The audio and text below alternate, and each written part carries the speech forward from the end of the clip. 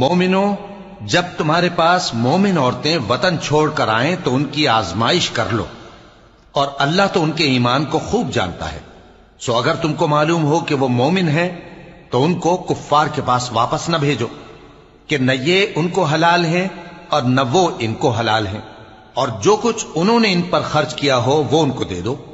اور تم پر کچھ گناہ نہیں کہ ان عورتوں کو مہر دے کر ان سے نکاح کر لو، اور کافر عورتوں کے ساتھ تعلقات نکاح باقی نہ رکھو،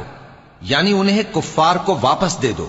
اور جو کچھ تم نے ان پر خرچ کیا ہو تم ان سے طلب کر لو،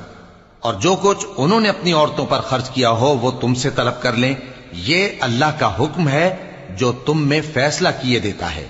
اور اللہ جاننے والا ہے، حکمت والا ہے۔ اور اگر تمہاری بیویوں میں سے کوئی تمہارے ہاتھ سے نکل کر کافروں کے پاس چلی جائے اور اس کا مہر وصول نہ ہوا ہو،